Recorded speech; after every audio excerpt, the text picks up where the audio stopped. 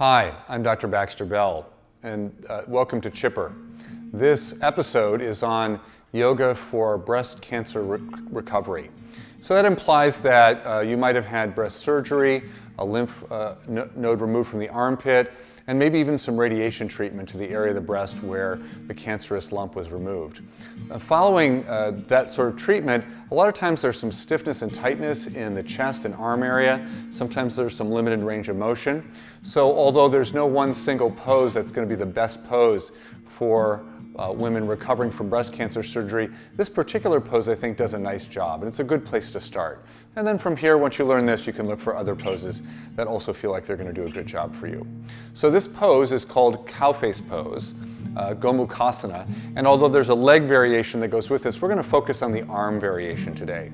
So all you'll need is a strap, and not everyone will need the strap, but I happen to have fairly tight shoulders, so it's helpful for me in doing the pose, and I'll describe the full pose to those of you that have more flexibility in the shoulders. So this pose is done with one arm doing one thing and the other arm doing something almost exactly the opposite. So let me break it down for you briefly, and then we'll put it all together. So the arm that's going to be up in the air, and in this case I'm going to take my right arm up and turning the palm toward the back of the wall that's behind me, I'm going to bend my elbow and bring my fingertips down towards my shoulder blade. So the top arm is going to be in this position during this pose. So you'll see how that fits in with the bottom arm in a second. The other arm is going to turn inward. So we're going to turn our forearm and our hand in.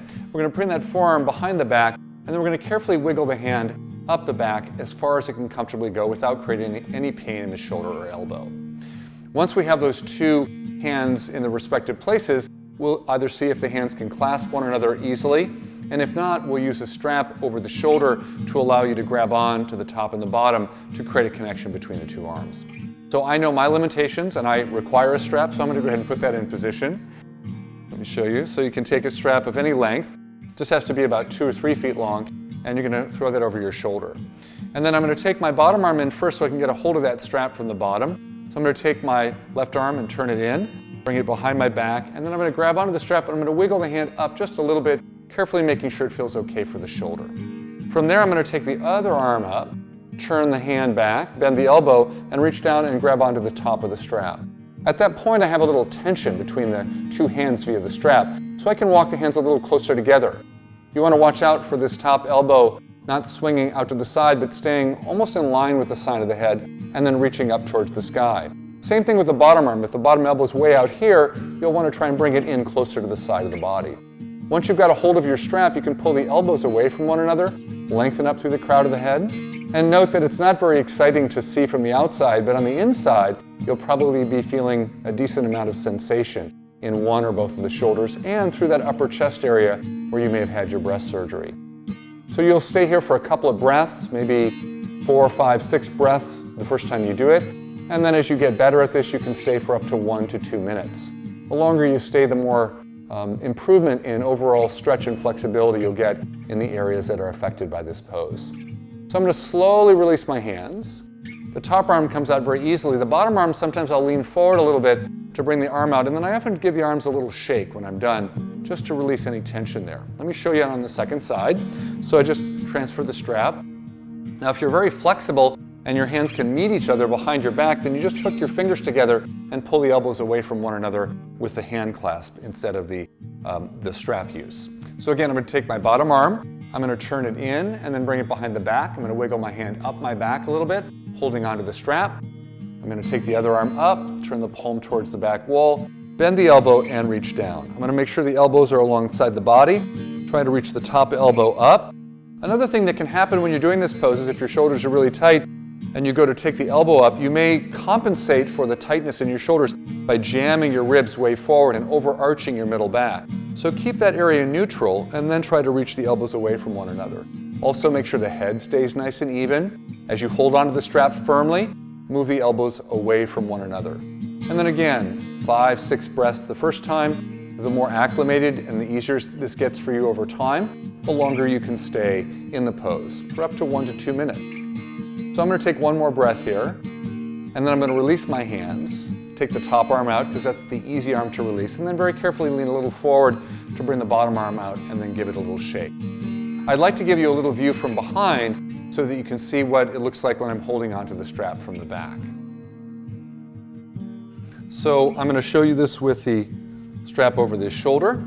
So the first thing I'm going to do is I'm going to take my arm and spin it in, and then I bring the hand around to the other side of the waist, and then from there I wiggle the hand up and I lightly hold onto the strap. So I don't want to hold too hard because I don't have the other hand in position quite yet.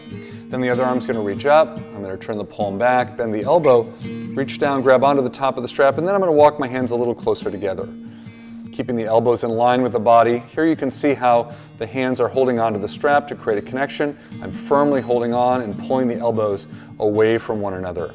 If you're more flexible, you might be able to make that hook by the hands coming right up against one another. You can grab on with the bottom fingers and the top fingers and hold on in lieu of the strap. I'm going to release this out. Top arm comes out, bottom arm comes out. That gives you a little view from behind. You can do that pose on each side once. You could do it several times if you wanted to. Sometimes I find in my own body that the first time I go into a pose, I feel a lot of stiffness and tightness. If I rest for a moment and go back and repeat the pose again, it often feels much better. Another option would be to move dynamically in and out of the pose. So you could inhale the arms up and then bring the arms in and lightly touch the strap. Inhale the arms out and exhale, do the other side. So it's not even important that you make contact with the strap, just as a way of kind of dynamically moving the shoulders in and out. So that pose again is called cow face pose. It's the upper half of the pose. We're not so concerned about the legs.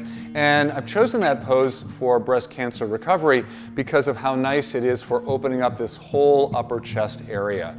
And the arms have to do opposite things, so you're almost taking your arms through their full range of motion in order to do that pose in a good way. So take your time with it.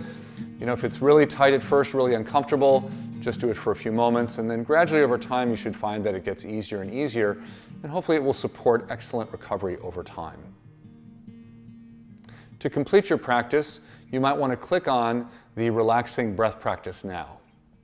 Thank you.